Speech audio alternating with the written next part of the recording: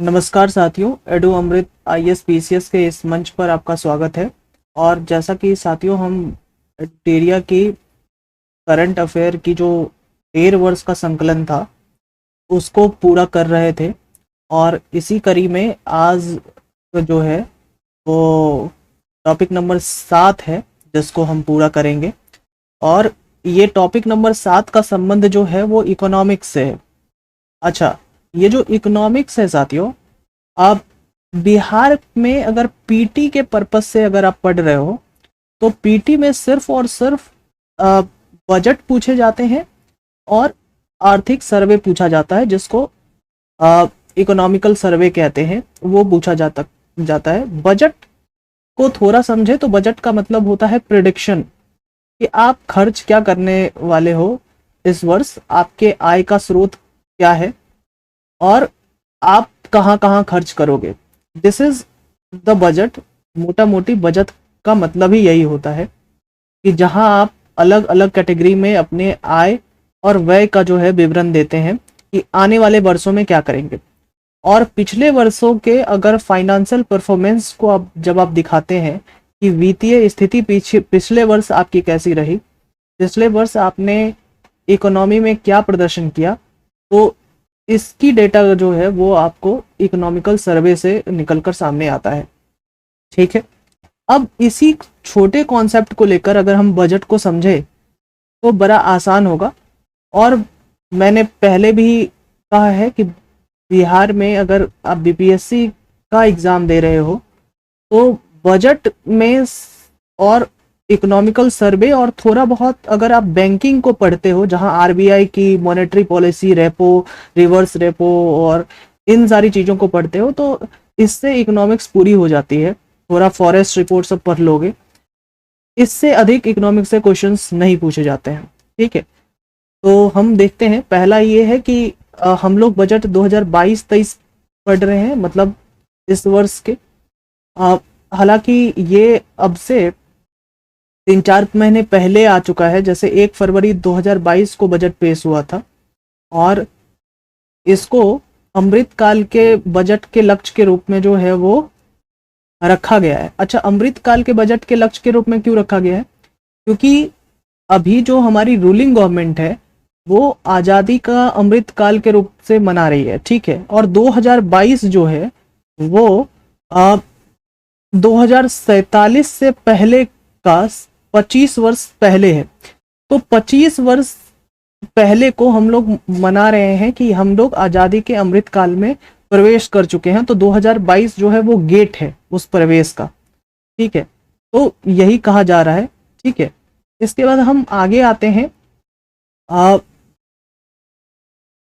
भारत अमृतकाल में प्रवेश कर चुका है, जो 25 वर्ष की लंबी यात्रा से जो है, और जैसे 2047 में हम पहुंचेंगे तो हम अपनी आज़ादी का जो है वो 100वां वर्षगांठ मनाते रहेंगे। अब आज़ादी के इस अमृतकाल में कुछ लक्ष्य जो है वो निर्धारित किए गए हैं। वो क्या क्या लक्ष्य हैं?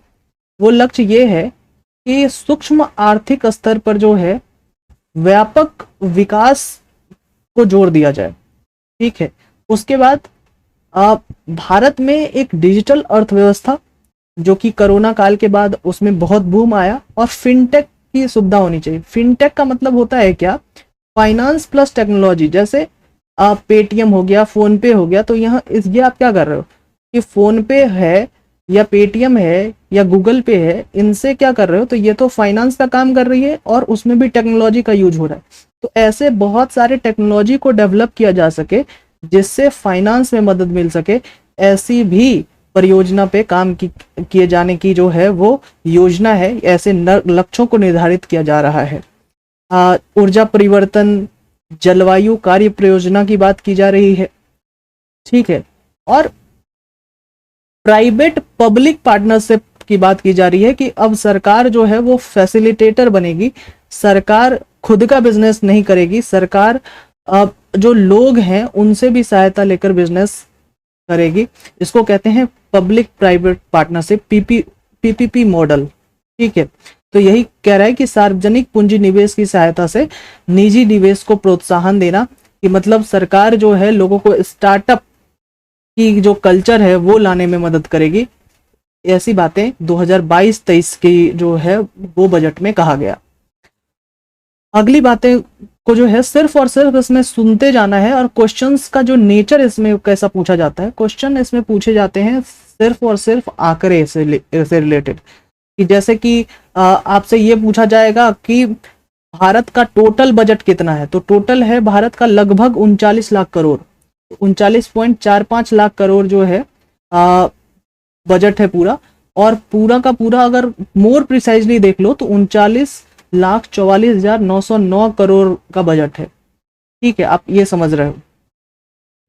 मतलब ये ऐसे ही है कि आप अगर घर से बाहर रह रहे हो, पढ़ रहे हो, और आपको घर से कुछ पैसे मिल रहे हैं, तो आप ऐसे सोच लो कि 39 लाख या 3900 रुपए आपको मिल रहे हैं, और फिर उस तरीके से आप याद रखने की कोशिश करोगे कि तो जितने पैसे आपको मिलेंगे उतने ही आप खर्च करोगे। तो टोटल जो अनुमान है वो 39,44,909 करोड़ का, तो खर्च का कितना अनुमान होगा? सेम इतना ही का। ठीक है, अब कुछ ऐसे हैं कि कुछ प्राप्तियां जो हैं वो रेगुलर बेसिस पे होती हैं, और कुछ प्राप्तियां जो है वो रेगुलर बेसिस पे नहीं होती है। जो प्राप्ति रेगुलर बेसिस पे होती है उसको रिवेन्यू रिसिप्ट कहते हैं। ठीक है, और जो प्राप्तियां रेगुलर बेसिस पे नहीं होती हैं उनको कैपिटल रिसिप्ट कहते हैं। मोटा मोटी मतलब यही है। ठीक है, तो जो भी पैसे आपको मिल रहे हैं उसमें से 22,04,422 करोड़ रुपए जो हैं वो रिवेन्यू रिसिप्ट हैं, और इसी में से कैपिटल रिसिप्ट की बात करें तो 17,40,487 करोड़ रुपए जो हैं वो कैपिटल रिसिप्ट है। ठीक है, और खर्च में बात करें तो खर्च, अगर आप कैपिटल एक्सपेंडिचर अधिक खर्च करते हो तो ऐसा समझा जाता है कि आप जो है बहुत डेवलप्ड कंट्री। लेकिन हमारे यहाँ रिवेन्यू एक्सपेंडिचर अधिक खर्च होता हुआ दिख रहा है कि 31,94,663 करोड़ रुपए जो है ये ऐसे ही है कि आप जो है खाने पीने में उड़ा दे रहे हो। 3900 रुपए आपके आ रहे हैं, जिसमें 3100 रुपए आपको खाने पीना रेंट में ही चला जा रहा है। ठीक है, तो बच कितने आपके रहे हैं? 750 रुपए, और 750 रुपए में जो है वो आप कोई ऐसा चीज खरीदते हो जो जिससे आपको फायदा हो रहा है, जो बहुत दिनों तक आपको दिखेगा। जैसे कि आप बुक खरीदा आपने, जैसे कि आपने कोई गैस चूल्हा खरीदा। तो इस तरीके की चीजें हैं कि आप इस तरीके से याद रख सकते हो कि 39 लाख करोड़ में से 31 लाख करोड़ कम से कम जो है वो रिवेन्यू एक्सपेंडिचर में जाता है। ठीक है, और 7 लाख करोड़, 7.5 लाख करोड़ के आसपास जो है पूंजीगत खर्च में जाता है। तो आपने ये बात समझ ली होगी। बजट घाटा किसको कहते हैं? जितनी प्राप्तियां हो रही हैं उनमें से कुल खर्च को घटाते हुए बजट घाटा निकलता है। तो जितना हम प्राप्त कर रहे हैं उससे ज्यादा हम खर्च करने की उम्मीद नहीं कर रहे हैं, तो बजट घाटा जो है इस बार 0 है, 0 है। ठीक है, ये याद रखना। ये VVI प्रश्न में से हो गया। एक MCQ तो निकल के आ गया। आपसे ये पूछेगा कि एक बात बताइए कि भारत का इस वर्ष 2022-23 में बजट घाटा कितना हुआ? इसको कहते हैं बजटरी डेफिसिट। बजट का बजट और घाटे को अंग्रेजी में कहते हैं डेफिसिट। तो आपसे ये पूछा जा सकता है कि कितना बजटरी डेफिसिट हुआ, तो इसका सही उत्तर होगा 0। तो बजट डेफिसिट और फिस्कल डेफिसिट में बड़ा अंतर है, ये याद रखना।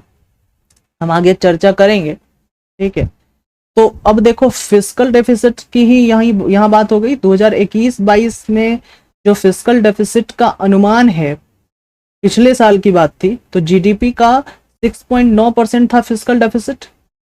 ठीक है, और इस वर्ष पूरा फिस्कल डेफिसिट कम हुआ है, GDP का 6.4%, मतलब कि 16,61,196 करोड़ का जो है वो क्या है, फिस्कल डेफिसिट होने का अनुमान है। ठीक है, राजस्व घाटा का कितना अनुमान है? वो GDP का 4.7% पिछले साल का अनुमान था, और इस वर्ष GDP का 3.8%। 9,90,241 करोड़। और इफेक्टिव रेवेन्यू रिसिप्ट, ये भारत में नया आपको दिखाई देगा इफेक्टिव रेवेन्यू रिसिप्ट, ठीक है, वो है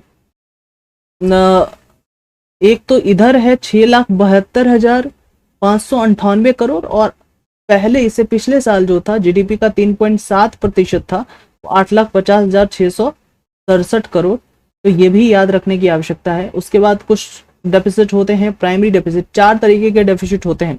हालांकि अभी इस पे डिस्कशन नहीं हो सकता, कारण ये है कि ये बजट को डेडिकेटेड वीडियो नहीं है, लेकिन आपको करना क्या है कि इन चारों डेफिसिट के बारे में प्रॉपर जानकारी होनी चाहिए कि कब किसको इफेक्टिव डेफिसिट कहेंगे, कब प्राइमरी डेफिसिट होगा, और तीनों चारों के फॉर्मूला जो है एक साथ जुड़े हुए हैं, आसान है और आसानी से आप समझ सकते हैं, और ये डेटा जो है आपको याद करना पड़ेगा, ठीक है।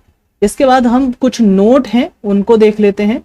नोट में ये कहा गया है कि जो 2022-23 है, मतलब जिस वर्ष के अगस्त में हम ये वीडियो रिकॉर्ड कर रहे हैं, इसी वर्ष में 15वें वित्त आयोग का क्रम भी याद आपको रखना है। ये एमसीक्यू में पूछा जा सकता है, तो मैं यहाँ स्टार लगाता हूँ।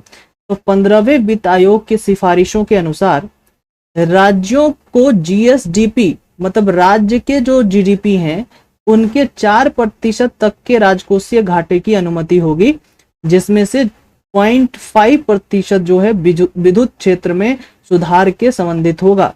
मतलब राज्य चाहें तो 4% तक लोन ले सकते हैं। आप ऐसे ही बस समझ सकते हो मोटा मोटी कि जो बजटरी डेफिसिट होता है या फिस्कल डेफिसिट होता है, उसका जो हिस्सा, जो घाटा है, उस घाटे को पूरा जो किया जाता है वो लोन से किया जाता है।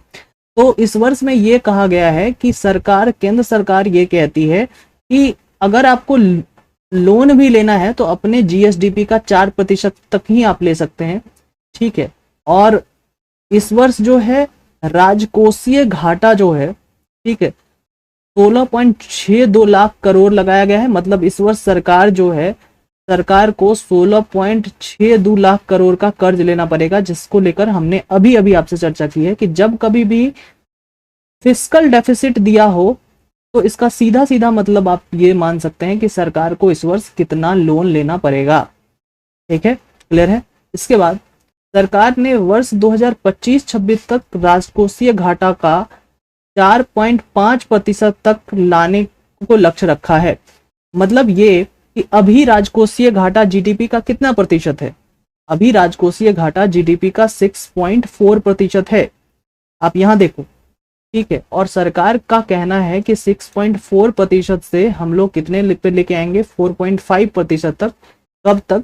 जब मोदी जी अगले चुनाव में जाएंगे, उससे पहले पहले तक की बात है, या उसके थर्ड बार अगर वो आए तो की बात कही जा रही है कि 2025-26 तक जो 6.4% है फिस्कल डेफिसिट, उसको हम 4.5% तक लाने की कोशिश करेंगे।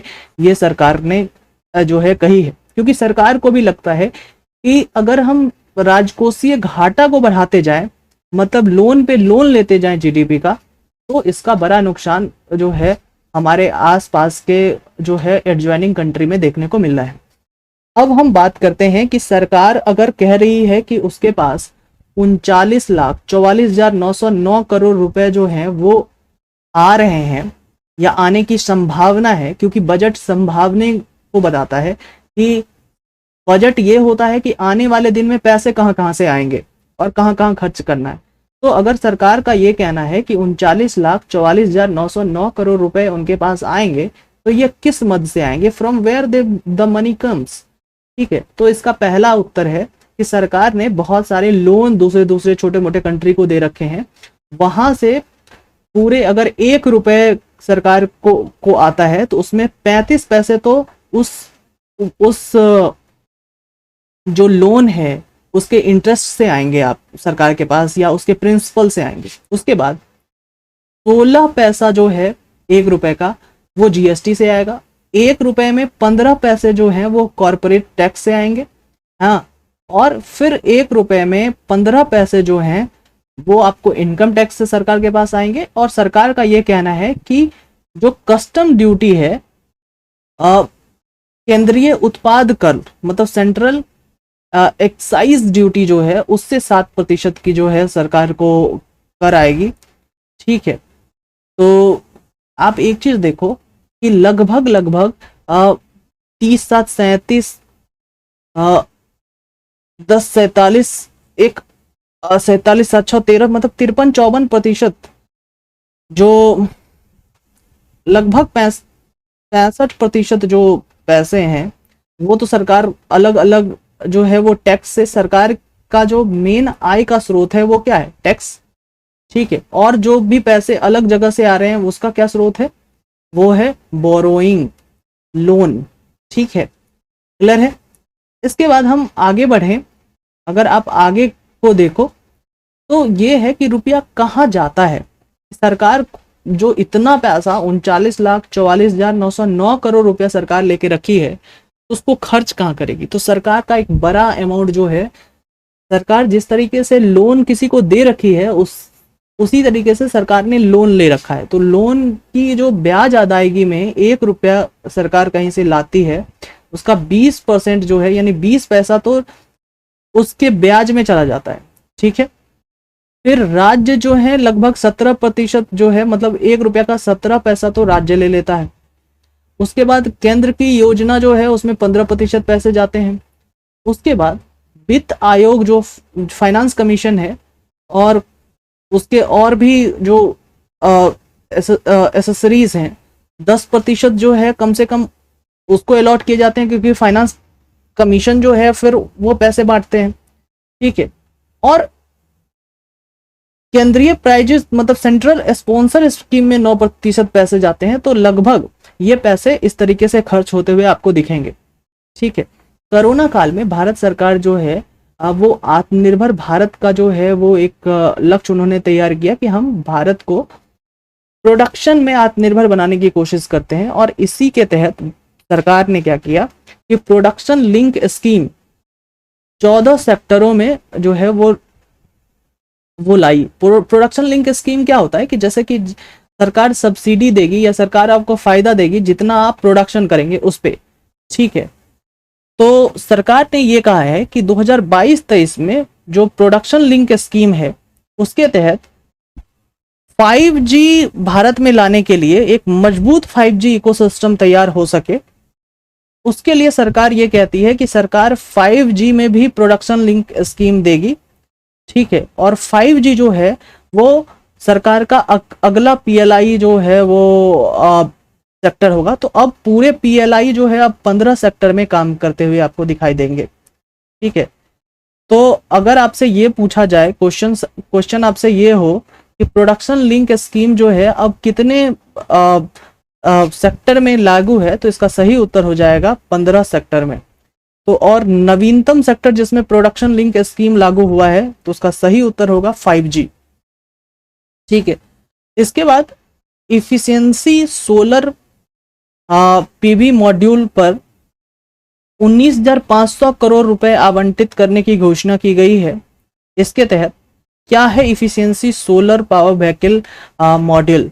देखो इसके तहत क्या किया जाएगा, भारत में 2030 तक 280 गीगावाट जो है वो सोलर पावर से जो है वो बिजली पैदा की जाएगी। ये लक्ष्य रखा गया। क्यों? क्योंकि जो कॉन्फ्रेंस ऑफ पार्टीज 2026 हुआ था उसमें प्रधानमंत्री मोदी ने 2030 तक ये कहा था कि हम 500 गीगावाट जो है एनर्जी वो रिन्यूएबल एनर्जी से जो है अपने यहाँ बनाने की कोशिश कर रहे हैं। और इसी के तहत जो है हम इसी में 280 गीगावाट जो है हमारा लक्ष्य है कि ये 2030 तक जो है हम सोलर पावर से जो है वो तैयार करें। ठीक है, सरकार इन 14 सेक्टरों में 60 लाख नई नौकरी सृजित करने का भी लक्ष्य उन्होंने रखा है। ठीक है, और इसके बाद सरकार अगले 25 साल मतलब आज़ादी के अमृत काल, क्योंकि 2022 में हम लोग घुस चुके हैं आज़ादी के अमृत काल में, तो अगले 25 साल तक @100 के अमृत काल में प्रवेश के बजट में 2022-23 में 4 प्राथमिकताएं विकास के लिए निर्धारित की हैं। ठीक है, मतलब सरकार के 4 प्राथमिकताएं हैं विकास को लेकर। एक तो समावेशी विकास मतलब इंक्लूसिव डेवलपमेंट, दूसरा है निवेशों का वित्त पोषण, पीएम गति शक्ति जो कि बहुत न्यूज में भी रहा था। इसके बाद उत्पादकता में वृद्धि एवं निवेश और उद्यमीयमान अवसर। उद्यमान अवसर का मतलब ये होता है कि कैसे आप इंटरप्रेन्योरशिप, स्टार्टअप स्किल कैसे आप में डेवलप होगा। ऊर्जा परिवर्तन, है ना, कि कैसे हम पेट्रोल को छोड़कर इथेनॉल को आ जाए, या पेट्रोल में इथेनॉल ब्लेंडिंग कैसे करें, या जलवायु कार्य परियोजना की बात की गई है इसमें। ठीक है, इसके बाद हम आगे बढ़े तो केंद्रीय बजट 2022-23 के जो पॉइंट हैं कुछ वो देख लो कि पीएम गति शक्ति से क्या पॉइंट है। देखो 7 ऐसी पीएम गति शक्ति का मतलब ये है कि सरकार ने 7 फैक्टर जो है वो निर्धारित किया है। जैसे सड़क है, जितने कनेक्टिविटी का अगर आप देखो, कनेक्टिविटी के लिए पीएम गति शक्ति का बड़ा योगदान है। जैसे रेलवे है, ठीक है, एयरपोर्ट है, माल परिवहन है, पतन है, जलमार्ग है, लॉजिस्टिक अवसंरचना है। तो सरकार के अनुसार ये 7 जो अलग अलग इंजन हैं, इन सारे इंजन को एक साथ मिलकर काम करने की आवश्यकता है। अगर वो कोऑर्डिनेटेड वे में काम करेंगे तो इसी से भारत की अर्थव्यवस्था आगे लिए जाए जा सकती है। पीएम गति शक्ति को लेकर आप देखिए, हाँ, कि जैसे सड़क परिवहन की बात करें तो सड़क परिवहन में गति शक्ति में क्या कहा गया कि देखो वित्तीय वर्ष 2022-23 में 25,000 किलोमीटर की जो है नेशनल हाईवे वो बनाने की बात कही गई है। और ये नेशनल हाईवे जो है 2022-23 में पीपीपी मॉडल पर आधारित 4 स्थानों पे जो है मल्टी मॉडल लॉजिस्टिक पार्क की आरंभ की जाएगी। तो आपसे ये जरूर पूछा जा सकता है कि 2022-23 के अनुसार कितने स्थानों पे पीपीपी मॉडल पर मल्टी मॉडल लॉजिस्टिक पार्क स्थापित करने की बात कही गई है। तो इसका सही उत्तर होगा 4। ठीक है, इसके बाद अगर हम 7 इंजन में बात करें रेलवे के ऊपर, तो रेलवे में एक स्टेशन वन प्रोडक्ट की अवधारणा लाई जा रही है। उसके बाद आत्मनिर्भर भारत के अंतर्गत वित्तीय वर्ष 2022-23 में 2000 किलोमीटर रेलवे नेटवर्क में कवच सुरक्षा प्रणाली को जोड़ा गया। ये एकदम से इसमें 2 स्टार लगा। ये जो कवच है इससे क्या होगा कि ये सुरक्षा प्रणाली है कि रेलवे के एक्सीडेंट को बचाएगा ये कवच सुरक्षा प्रणाली। और ये कवच सुरक्षा प्रणाली जो है 2000 किलोमीटर रेलवे नेटवर्क को कवच सुरक्षा प्रणाली से जोड़े जाने की बात कही गई है। कब? 2022-23 में। 2022-23 में अगले 3 वर्ष में, मतलब कि 2025 तक कितने नए वंदे भारत ट्रेन चलाने की बात कही गई है। एकदम से इसमें $1,000,000 प्रश्न सारे जो है वो निकल रहे हैं। 400 नए वंदे भारत ट्रेन का विकास किया जाएगा और अगले 3 वर्ष में, मतलब 2025 तक 100 पीएम गति शक्ति कार्गो टर्मिनल तैयार किए जाएंगे। ठीक है, तो अगर हम ये कहें कि रोड को लेकर, रोड में ये है कि 25,000 किलोमीटर की नेशनल हाईवे बनाने की बात कही गई है और 4 स्थानों पे पीपीपी मॉडल पे जो है वो मल्टी मॉडल लॉजिस्टिक पार्क बनाने की बात कही गई है। रेलवे में भी फिर वही कि 2000 किलोमीटर तक जो है वो कवच सुरक्षा प्रणाली से जोड़ने की बात कही गई है और 400 नए वंदे भारत ट्रेन 2025 तक चलाए जाएंगे। 100 पीएम शक्ति कार्गो टर्मिनल 2025 तक चलाए जाएंगे। तो मार्च 2022 में भारत का पहला पीएम गति शक्ति कार्गो टर्मिनल, ये याद रखो, आसनसोल डिवीजन में थापर नगर रेलवे स्टेशन के पास झारखंड में शुरू हुआ। ठीक है, क्लियर है। इसके बाद पर्वतमाला की बात करें, जैसे भारतीय रोपवे विकास कार्यक्रम की बात करें। रोपवे मतलब कि जहां रोप मतलब होता है रस्सी, मतलब एक रस्सी से आप इस तरीके से जाते हैं और यहाँ कार होता है लगा हुआ। तो इस तरीके का एक आप देखेंगे राजगीर अगर आप कभी जाएं तो वहां आपको रोपवे देखने को मिलेगा। तो रोपवे अब सार्वजनिक परिवहन के रूप में प्रयोग होगा और इसे पर्वतमाला परियोजना में शामिल किया गया। यानी अब यह सड़क परिवहन राज्य मंत्रालय के अंदर आएगा, मतलब NHAI के अंदर जो है ये आता हुआ आपको दिखेगा। मिनिस्ट्री ऑफ ट्रांसपोर्ट और के अंदर ये आता हुआ आपको दिखाई देगा।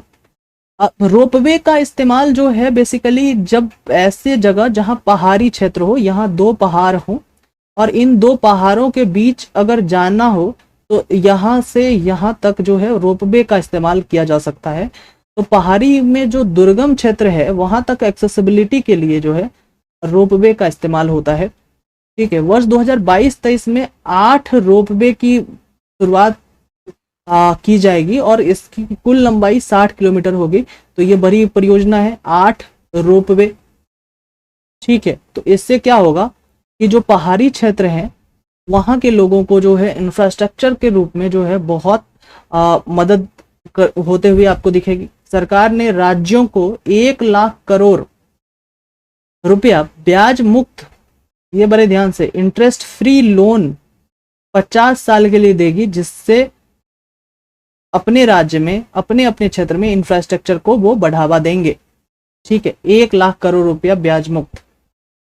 इसके बाद अगर हम कृषि की बात कर लें, 2023 जो है ये बात आप बड़े ध्यान से याद कर लो कि अगला वर्ष जो है जो 2023 होगा उसको मोटे अनाज का अंतर्राष्ट्रीय वर्ष के रूप में जो है वो क्या किया गया, घोषित किया गया है। तो मोटा अनाज जो होगा वो 2023 के लिए घोषित किया गया है, millets, international year of millets. ध्यान रखें, संयुक्त राष्ट्र महासभा द्वारा 2021 में भारत की ओर से पेश किए गए प्रस्ताव को सर्वसम्मति से स्वीकार करते हुए ये 2023 को मोटा अनाज वर्ष घोषित किया गया है। तो ये भारत का ही पहल है कि 2023 को मोटा अनाज वर्ष के रूप में जो है घोषित की गई है। इसके बाद गंगा नदी के दोनों तरफ 5 किलोमीटर में किसानों को रसायन मुक्त प्राकृतिक खेती करने को बढ़ावा दिया जाएगा। ठीक है, इसके बाद खेतों में जो कीटनाशक लग जाते हैं तो उनके हटाने के लिए छिड़काव करने और उनमें पोषक तत्वों के लिए किसान को कैसे टेक्नोलॉजी का प्रयोग कर जो है किसान खाद और बीज और सारे पोषक तत्व दें। तो जैसे इसमें किसान ड्रोन्स का भी इस्तेमाल कर सकते हैं, है ना। इसके बाद बजट 2022-23 में 5 रिवर को जो इंटर रिवर जो है कनेक्शन जो होती है, मतलब रिवर लिंक की बात की गई है कि कैसे 5 नदियों को जोड़ा जाएगा, इस परियोजना पे भी काम करने की बात की गई है। तो चलिए इस पे थोड़ा बात करते हैं। सबसे पहला है एक चीज जो देखें तो दमन गंगा और पीनजाल, इसको जोड़ने की बात कही गई है, इन 2 नदियों को जोड़ा जाएगा। उसके बाद है पार, तापी और नर्मदा। ठीक है, ये विंध्या के पर्वत में आपको ये सारे मिलेंगे, मध्य प्रदेश के आसपास का एरिया है यहाँ। इसके बाद गोदावरी और कृष्णा आपको साउथ में मिलेगा और यहाँ इसको जोड़ने की बात कही गई है। फिर कृष्णा और पिन्नार नदी को जोड़ने की बात कही गई है। फिर पिन्नार और कावेरी को जोड़ने की बात कही गई है। कारण ये है साथियों कि अगर आप साउथ में जाएं, ठीक है, तो ये वाला जो एरिया है यहाँ इसको पेनिनसुलर इंडिया कहते हैं, प्रायद्वीपीय भारत, और ये जो है पठारी क्षेत्र है। तो यहाँ क्या है कि पेरिनियल रिवर नहीं होते, हाँ सीजनल रिवर होता है। तो यहाँ जो है आप देखेंगे कि पानी की बड़ी समस्या आपको पैदा होते हुए आपको दिखेगी कंपेयरिंग करेंगे तो ऊपर वाले नॉर्थ वाले क्षेत्र से। ठीक है, तो इसलिए ऐसा काम चल रहा है कि साउथ में जो भी नदियां हैं उनको एक दूसरे से जोड़ा जाए ताकि कि बहुत सारे लोगों को सिंचाई में सहायता मिल सके, ड्रिंकिंग वाटर में सहायता मिल सके। आपको चेन्नई का केस याद होगा कि वहां पानी के लिए कितनी मारामारी चली थी और पानी को लेकर एक विशेष ट्रेनें चलाई गई थी चेन्नई तक। ठीक है, इसके बाद कुछ नोट हैं जिनको आपको पढ़ लेना चाहिए। ठीक है, 44,605 करोड़ रुपए की लागत से केन बेतवा लिंक जो है, केन और बेतवा जो है वो मध्य प्रदेश और यूपी के बीच जो है ये योजना चालू हो चुकी है। परियोजना को चालू किया जाएगा और केन नदी का पानी बेतवा में जाएगा। बड़ा ध्यान से आप समझ लो, केन बेतवा यानी पहला का पानी दूसरे में जाने की बात कही गई है। और इस परियोजना में 103 मेगावाट हाइड्रो पावर और 27 मेगावाट सौर ऊर्जा का भी उत्पादन किया जाएगा। तो लगभग 130 मेगावाट जो है बिजली का उत्पादन जो है होगा यहाँ से। ठीक है, केन बेतवा रिवर प्रोजेक्ट, तो 5 तो नई इंटर रिवर लिंकिंग परियोजना पे सरकार काम करेगी इस वर्ष 2022-23 में, जैसे दमन गंगा पिंजाल, पार तापी नर्मदा, गोदावरी कृष्णा, कृष्णा पेन्नार, पेन्नार कावेरी।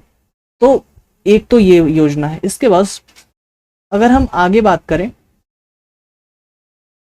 सरकार एक बड़ी सब्सिडी भी देती है, सरकार पे सरकार के खर्च में एक सब्सिडी भी बहुत बड़ा योगदान रखता है। जैसे फूड सब्सिडी सरकार कह रही है कि हम लोग 2,06,831 करोड़ रुपए जो है वो हम लोग फूड सब्सिडी में देंगे। जैसे कि आप सरकार के पास 39,44,909 करोड़ रुपए हैं, उसमें से सरकार कह रही है कि हम लोग जो है 2,06,831 करोड़ जो है वो हम फूड सब्सिडी में देंगे। फर्टिलाइजर सब्सिडी में हम लोग 1,05,222 रुपए देंगे। उसके बाद हम लोग 5853 करोड़ रुपए, सारे करोड़ में बात हो रही है, ठीक है, 5853 करोड़ रुपए जो है वो हम पेट्रोलियम सब्सिडी के लिए देंगे, तो ताकि पेट्रोल जो है वो सस्ता आपको दिखाई दे। ठीक है, अगर आप शिक्षा की बात करें, शिक्षा को लेकर बजट ने क्या कहा है, ठीक है, तो शिक्षा को लेकर बजट ने ये कहा है कि एक नई योजना स्टार्ट हुई है, पीएम ई विद्या योजना। पीएम ई विद्या योजना के अंदर 1 क्लास 1 टीवी चैनल कार्यक्रम वो जो है वो चलाया जाएगा, जिसमें 12 टीवी चैनलों जो पहले से मौजूद थे उसको बढ़ाकर 200 टीवी चैनल किए जाने की योजना बनाई गई है। ठीक है, और इसी पीएम ई विद्या योजना के ही तहत जो 11 से 12वीं तक के जो छात्र हैं, ऐसी कोशिश की जा रही है उनको अपने क्षेत्रीय भाषा में उनके अनुकूल शिक्षा जो है उनको प्रदान किया जा सके। शिक्षा में एक चीज और है कि व्यावसायिक पाठ्यक्रम के तहत कौशल को बढ़ावा देने के लिए इस वर्ष 2022-23 में विज्ञान और गणित में 750 वर्चुअल प्रयोगशालाएं और समकालीन शिक्षण परिवेश के लिए 75 स्किलिंग ई लैब्स की स्थापना की जाएगी। तो कितने वर्चुअल जो है वो प्रयोगशालाएं होंगे? 750। ठीक है, इसके बाद बजट में डिजिटल विश्वविद्यालय की स्थापना की भी घोषणा की गई है, क्योंकि आपने देखा होगा कि आज़ादी के अमृत काल में ही हमने बात की थी कि जिसका उद्देश्य था कि हम भारत को डिजिटल इंडिया की तरफ आगे लेके जाएंगे, फिनटेक की तरफ आगे लेके जाएंगे। ठीक है, और हम भारत को चाहते हैं कि कम से कम भारत विश्व की तीसरी जो है सबसे बड़ी अर्थव्यवस्था बने। ऐसी बहुत सारी योजना पे सरकार काम कर रही है। ठीक है, तो सरकार चाहती है कि कम से कम इस बजट में एक डिजिटल विश्वविद्यालय की स्थापना हो, और इस विश्वविद्यालय का नेटवर्क जो है आधारित हब स्पॉक मॉडल पर बनाया जाएगा। ठीक है, किस स्पॉक मॉडल पे? हब स्पॉक मॉडल पर बनाया जाएगा। इसके बाद हमने शिक्षा के ऊपर बात कर ली। ठीक है, इसके बाद कुछ चीजें हैं जो स्वास्थ्य के ऊपर जो है बात करते हैं। स्वास्थ्य की हालत कैसी रही आपने कोरोना काल में तो देख ही लिया होगा। जैसे national digital health ecosystem Bharat में लागू किया जाएगा। ठीक है, ये 2022-23 की बात है। मानसिक स्वास्थ्य परामर्श, मतलब कि एक बार ये देखा गया है कि बहुत सारे लोग जो घर में रहे, घरों में रहने के बाद उनकी, और कोरोना काल में इतने सारे लोगों को फाइनेंशियली प्रॉब्लम हुआ, मेंटली जो है इतने रिटार्डनेस उनके अंदर रहा, तो मानसिक स्वास्थ्य को देखते हुए उनके परामर्श और देखभाल की सेवाओं को बेहतर लोगों तक पहुंच सके, उनको लेकर national tele mental health programme जो है वो शुरू किया जाएगा। और इसके तहत 23 टेली मेंटल हेल्थ सेंटर्स को एक नेटवर्क स्थापित किया जाएगा, जैसे निमहंस नोडल सेंटर के रूप में काम करेगा, और IIT-IITB बेंगलोर जो है उसको तकनीकी सहायता प्रदान करेगा। तो बस आपको निमहांस जो है ये याद रखना है कि ये नोडल सेंटर के रूप में जो है वो काम करेगा, और 23 टेली मेंटल हेल्थ सेंटर जो है स्थापित किए जाने की बात कही गई है। इसके बाद महिलाओं और बच्चों के समग्र स्वास्थ्य लाभ के लिए बहुत सारी परियोजनाएं चलाई गई हैं, जैसे मिशन शक्ति है, मिशन वात्सल्य है, सक्षम आंगनवाड़ी है, पोषक 2.0 की शुरुआत है। ठीक है। और महिलाओं और बाल विकास मंत्रालय के तहत जितनी भी योजनाएं थी, सभी योजनाओं को मिलाकर इन सारी योजनाओं में बांटा गया है, इन 4 योजनाओं में बांटा गया है। तो अब महिला और बाल विकास मंत्रालय इन चारों योजना पे ही काम करेगा, जैसे मिशन शक्ति, मिशन वात्सल्य, सक्षम आंगनवाड़ी और पोषण 2.0। 2 लाख आंगनवाड़ी को सक्षम आंगनवाड़ी के रूप में समन्वयन किया जाएगा। ठीक है, कि भारत में जो कम से कम 2 लाख आंगनवाड़ी है उसको सक्षम आंगनवाड़ी के रूप में समन्वयन किया जाने की बात है। इसके बाद हम आगे बढ़े। अब साथियों 2022-23 के इस बजट में माइक्रो, स्मॉल और मीडियम इंटरप्राइजेस के लिए सरकार ने कौन सी योजना रखी है, किन चीज़ों पे बातचीत सरकार कर रही है। तो सरकार ने ये कहा है कि जो सूक्ष्म, लघु और मध्यम उद्योग वाले लोगों हैं उन तक लाभ पहुंचाने के लिए असीम पोर्टल लॉन्च किया गया है, उद्यम परियोजना लॉन्च की गई है, ई श्रम, एनसीएस परियोजना, इन सारी चीज़ों को और इन सारे तरीकों के जो पोर्टल हैं वो लॉन्च किए गए हैं, जिससे एमएसएमई से जुड़े हुए लोगों तक जो है वो फ़ायदा पहुंचाया जा सके। इस तरीके से एक है ECLGS, मतलब E for emergency credit line guarantee scheme के तहत, मतलब 1,30,00,000 से अधिक एमएसएमई से जुड़े हुए लोगों को लोन दिए जाएंगे। ठीक है, तो 1,30,00,000 से अधिक जो है वो लोन देने की बात कही गई है। ठीक है, एमएसएमई से संबंधित credit card, trust for micro and small enterprises scheme की बात की जाए, ठीक है, तो CGT MSME को पुनर्जीवित किया जाएगा और इससे MSME के उद्यमों को 2 लाख करोड़ रुपए का अतिरिक्त लोन मिल सकेगा। तो एक तरीके से तो लोन आप ECLGS से ले सकते हैं, जिसमें 1,30,00,000 से अधिक के लोन मिल सकते हैं, और फिर 2 लाख करोड़ रुपए के अतिरिक्त लोन जो हैं वो ये जो है MSME से संबंधित जो गारंटीड योजना है वहाँ से आप ले सकते हैं। 5 वर्षों में 6,000 करोड़ रुपए के परिपक्व रैंप प्रोग्राम, ये याद रखना, ये इस प्रोग्राम का नाम है रैंप प्रोग्राम। रैंप का फुल फॉर्म होता है ranging and accelerating MSME performance programme को शुरू किया जाएगा।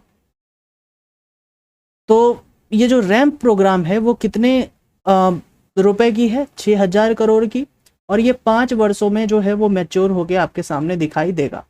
इसके बाद अगर आपको विभिन्न पोर्टल का इंटरलिंकिंग समझना है, वो ये है कि CGT MSE मतलब का पुनरुद्धार किया जाने की बात की गई है। MSME के कामकाज को बढ़ाना और इससे तेजी लाना, रैंप प्रोग्राम को लागू करना। रैंप प्रोग्राम 6,000 अगले 5 वर्षों में जो है ये परिपक्व होता हुआ आपको दिखेगा। ECLGS को लागू करना और हॉस्पिटैलिटी और उससे संबंधित जो उद्यम है उन पे विशेष ध्यान की बात की गई है। इसके बाद MSME में ही एक आप देखो कि PM डिवाइन योजना की शुरुआत की गई है, और PM डिवाइन से प्रश्न पूछा भी गया है, जिससे बड़े सारे MCQs रहते हुए आपको दिखाई देते हैं। तो PM डिवाइन जो योजना है उसके तहत उत्तर पूर्व से प्रसिद्ध माध्यम से चलाई जाएगी। ठीक है, और इस योजना के तहत पूर्वी राज्यों के विकास के लिए 1,500 करोड़ रुपए खर्च होंगे। तो नॉर्थ ईस्ट में के लिए जो है वो PM डिवाइन योजना की शुरुआत हो गई है, क्योंकि अगर डिवाइन का फुल फॉर्म ही देखो तो डिवाइन का फुल फॉर्म होता है development in north eastern state. तो ये जो 7 सिस्टर स्टेट हैं उनमें डेवलपमेंट की बात कही जा रही है। ठीक है, इसके बाद हम आगे बढ़ें तो महत्वाकांक्षी ब्लॉक कार्यक्रम की बात कही गई है। ये 112 जिलों में लागू होगा, जिसके तहत जिस जिला के ब्लॉक में विकास कम हुआ है उसमें 2022-23 में इस कार्यक्रम के तहत ज़्यादा ध्यान दिया जाएगा। तो मतलब परफॉर्मेंस बेस्ड उस विकास की जो है वो राह पे चलने की बात कही गई है। उसके बाद हम बात करें तो एक योजना ये भी है कि वाइब्रेंट विलेजेस कार्यक्रम, जैसे कि जो उत्तर बॉर्डर है, जो नॉर्थ बॉर्डर सीमावर्ती क्षेत्र हैं, वहाँ क्या किया जा रहा है, उसमें जो भी गांव में विकास के लाभ से वंचित गांव रह गए हैं, उन सारे गांव में विकास के कार्यों को वहां तक पहुंचाने की बात कही गई है। वर्ष 2022 में 1.5 लाख डाकघरों को कोर बैंकिंग सिस्टम से जोड़ने की बात कही गई है। तो कितने? 1.5 लाख। तो ये भी पूछने की उम्मीद थोड़ी जगती।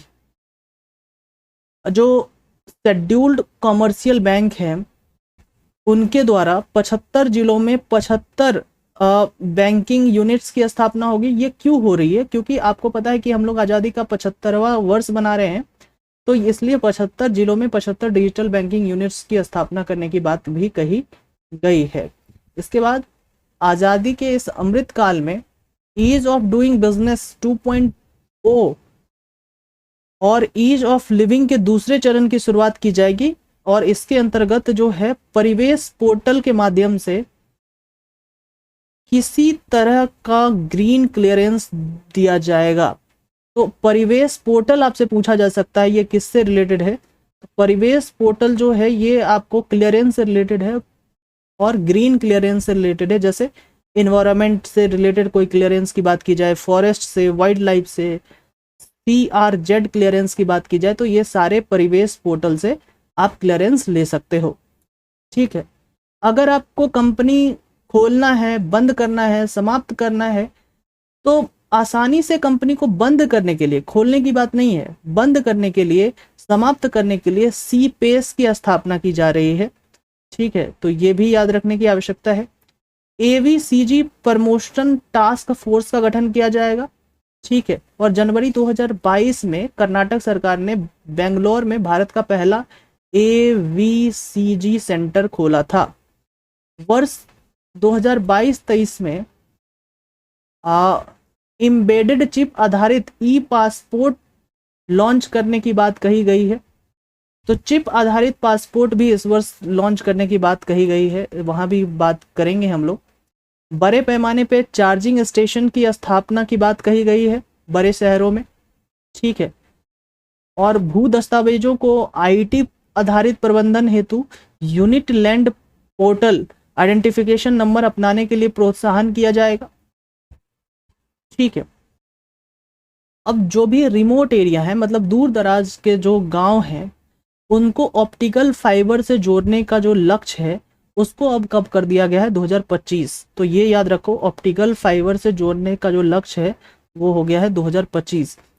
वित्तीय वर्ष 2022-23 में, मतलब इस वर्ष की बात की जा रही है, हर घर नल जल के तहत 3.8 करोड़ परिवारों को कवर किया जाएगा, और अब तक 8.7 करोड़ परिवार कवर हो चुके हैं। मतलब 22-23 को खत्म होते होते लगभग जो है आपको 12-13 करोड़ परिवार जो है वो वहाँ उनके घर तक सरकार हर घर नल का जल उपलब्ध कराने में जो है अपने आप को उस लक्ष्य को पूरा करते हुए आपको दिखेगी। वर्ष 2022-23 में PM आवास योजना के तहत 80 लाख मकान बनाने की बात कही गई है, और इस 80 लाख मकान में ग्रामीण भी होंगे और शहरी मकान भी होगा। ठीक है, इसी वर्ष RBI द्वारा जो है डिजिटल रुपए लाने की बात कही है वित्त मंत्री ने, कि RBI जो है डिजिटल रुपए ला सकता है।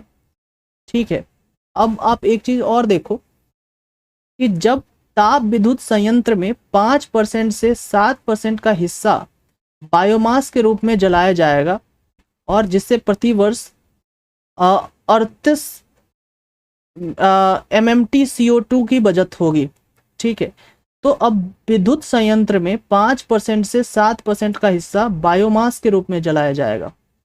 ठीक है, उद्योगों के लिए कोल गैसिफिकेशन तथा कोयले को रसायन में परिवर्तन करने हेतु 4 प्राइवेट परियोजना स्थापित की जाएगी। तो ये भी याद रखो, 4 सरकार को 4 से बहुत प्यार है। 4 मल्टी मॉडल जो है पीपीपी प्रोजेक्ट पे आपने बात किया था, याद आया, जिसमें सड़क पे हमने बात करी थी कि 4 पीपीपी मॉडल पे जो है मल्टी मॉडल लॉजिस्टिक पार्क स्थापित किए जाने की बात कही गई है। और यही क्योंकि प्राइवेट में 4 से जो है ये बात की जा रही है, तो प्राइवेट से रिलेटेड जैसे कि इसमें भी कहा गया है कि उद्योग के लिए कोल गैसिफिकेशन और कोयला रसायन में परिवर्तन करने हेतु 4 प्राइवेट परियोजना स्थापित की जाएगी। और 2022-23 में हरित अवसंरचना के लिए संसाधनों को जुटाने हेतु सॉवरिन ग्रीन बॉन्ड्स जारी किए जाएंगे। सॉवरिन ग्रीन बॉन्ड्स SGB जो है वो जारी किए जाएंगे। इसके बाद वर्ष 2022-23 में जो सहकारी समिति और कंपनियां हैं उन दोनों में इसको थोड़ा बड़ा किया जाए, इन दोनों में समानता लाने के लिए टैक्स की दर को 18.5% से घटाकर 15% कर दिया गया है। ठीक है, पहले सरकारी संगठन और समितियां वो 18.5% टैक्स देती थी, अब वो वही, और कंपनियां 15% टैक्स देती थी। तो अब सहकारी समितियों और कंपनियों के टैक्स को समान कर दिया गया है। नागरिकों को कौशल में वृद्धि हेतु डेस्क स्टॉक ई पोर्टल का निर्माण किया जाएगा। ठीक है, जिसका डेस्क का मतलब है digital ecosystem for skilling and livelihood. ठीक है, तो इसका उद्देश्य है कि नागरिकों को सशक्त बनाना ताकि वो ऑनलाइन ट्रेनिंग के माध्यम से अपनी कुशलता पर विकास कर सके। ठीक है, तो इसमें समझने को लेकर कुछ नहीं है, बस आप ध्यान देते चलो। अंतर्राष्ट्रीय न्याय के तहत विवादों को निपटाने के लिए एक अंतर्राष्ट्रीय मध्यस्थता केंद्र खोलने की बात कही गई है। ठीक है, और वर्चुअल डिजिटल परिसंपत्ति जैसे क्रिप्टो की बात की जाए तो वहाँ जो टैक्स लगाने की बात कही गई है वो 30% टैक्स लगाने की बात कही गई है, जो भी आपकी वर्चुअल संपत्ति है।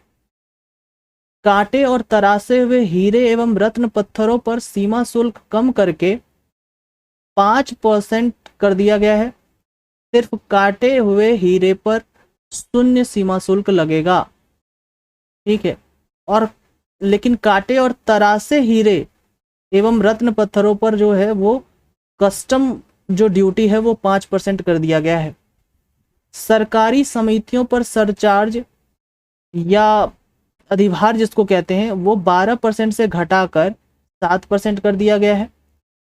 ठीक है, और कुछ अब बात करें जहां रक्षा उक्षा पे भी खर्च की बात की गई है। सबसे पहले कुछ योजनाएं जो सरकार पे हैं, जो टॉप 3 योजनाएं हैं, जैसे मनरेगा में सरकार जो है 73,000 करोड़ रुपया खर्च कर रही है।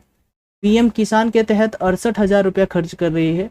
जल जीवन मिशन के तहत 60,000 करोड़ रुपए जो हैं वो सरकार खर्च कर रही है।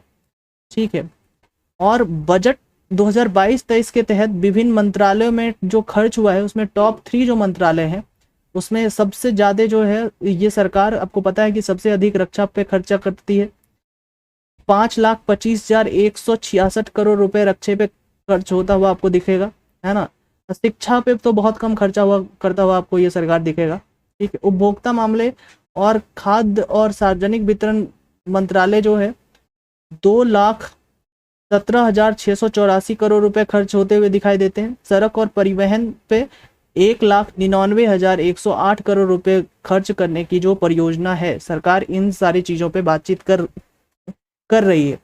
ठीक है, अगर अंत में हमें कुछ बताना हो छोटा मोटा जो है, अगर 1 मिनट में रिवीजन करनी हो तो किस किस बातों को हम ध्यान रख सकते हैं, जिसे हमें ध्यान रखनी चाहिए, तो हम शुरुआत से आपको एक बार और मतलब बस 2 मिनट में हम उसको जो है रिवाइज आपको करा देते हैं कि सबसे पहले कि 1 फरवरी को बजट जो है पेश किया गया और इस बजट में हम लोग आज़ादी के अमृत काल में पहुंच चुके हैं। ये आज़ादी का अमृत काल 2022 में जो है सरकार ने कहा है शुरू हुआ है, क्योंकि 2047 तक पहुंचना है।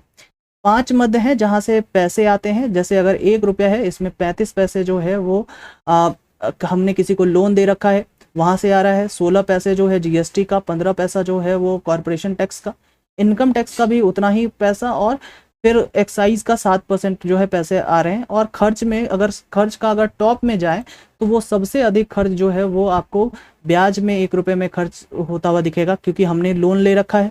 उसके साथ साथ जो है कि आपको पता है कि राज्य को भी हिस्सा देना पड़ेगा। तो ये टॉप 3 याद रखो। और हमने इस वर्ष का बजट कितना बनाया है, 39,44,909 करोड़ रुपए का जो है बजट बनाया है। PLI जो है अब कितने सेक्टर में है, तो वो 15 सेक्टर में अब PLI हो गया। अंतिम सेक्टर जो है वो 5G है।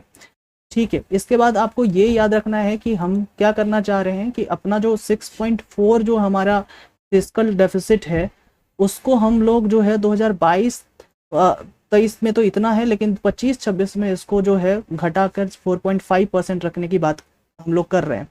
ठीक है, इसके बाद हम आपको ये बताएं कि PM गति शक्ति जो कि की मॉडल है, सरकार 7 इंजन को एक साथ लेकर चलने की बात कर रही है, जिसमें सड़क है, एयरपोर्ट है, माल है, परिवहन है, रेलवे है, पोर्ट है, जलमार्ग है।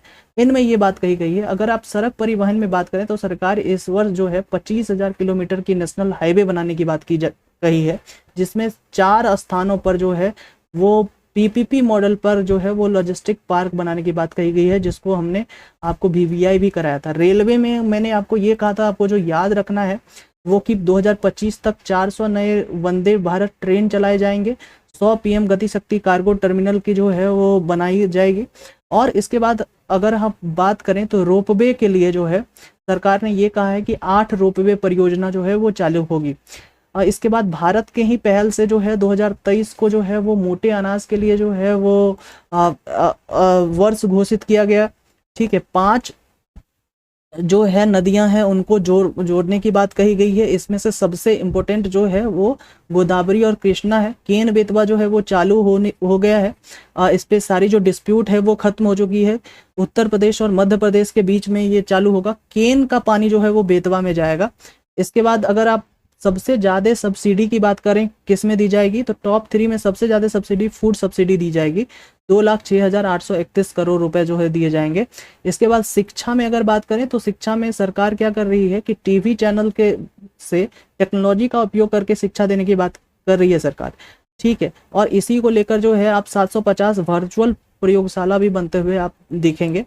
ठीक है, हेल्थ में आपको वात्सल्य योजना है या सक्षम आंगनवाड़ी है, पोषण 2.0 है या मिशन शक्ति योजना है, तो जितने महिला बाल विकास मंत्रालय के योजनाएं थी उसको एक साथ जोड़कर जो है अब ये 4 योजनाओं में बांटा गया है।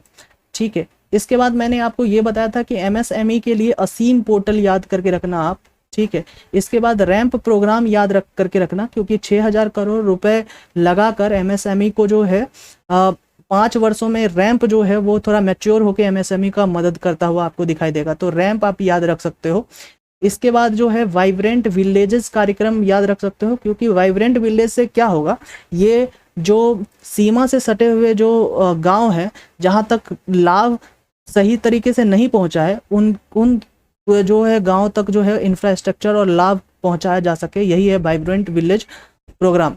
इसके बाद अगर कुछ और याद रखना है तो आप परिवेश पोर्टल याद रख सकते हो, जिसमें मैंने आपको ये कहा था कि आप परिवेश पोर्टल जो है ये आपको अलाउ करेगा, यानी सर्टिफिकेट देगा कि आप ग्रीन क्लियरेंस देगा कि आप चाहे इन्वायरमेंट से रिलेटेड हो, फॉरेस्ट या वाइल्ड लाइफ से रिलेटेड हो।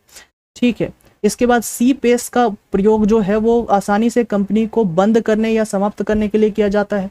इसके बाद आगे आप देखो कि जिसको याद रखनी है वो ये कि सरकार जो है 2025 तक ऑप्टिकल फाइबर जो है हर गांव तक पहुंचाने की बात सरकार ने कही है। इसके बाद लगभग 3.8 करोड़ घरों तक 2022-23 में जो है हर घर नल जल जो है पहुंचाने की बात कही गई है। वर्ष 2022-23 में RBI ने कहा कि वो डिजिटल रुपए लाएगा। ठीक है, और जो आपको ये भी याद रखने हैं, जो सबसे जो जरूरी भी बात है कि अब जो क्रिप्टो करेंसी पे जो टैक्सेस हैं वो 30% सरकार लेने की बात कह रही है।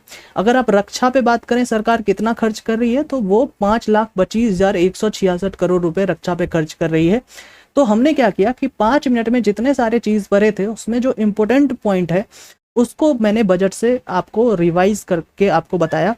अब अगली जो हमारी मुलाकात होगी वो होगी कि हम पिछले वर्ष यानी कि 21-22 के आर्थिक समीक्षा पे जो है हमारे पूरा डिस्कशन होगा कि एक्चुअल हुआ क्या, क्योंकि बजट होता है प्रिडिक्शन, ठीक है, कि हम क्या खर्च करेंगे, ठीक है। और 21-22 में जब आर्थिक सर्वे पर होगे, इकोनॉमिकल सर्वे पर होगे, तो वहां हमने क्या किया, ठीक है। तो जब हम उस किया पे पहुंचेंगे तो हम सारी बातें करेंगे। तब तक के लिए धन्यवाद।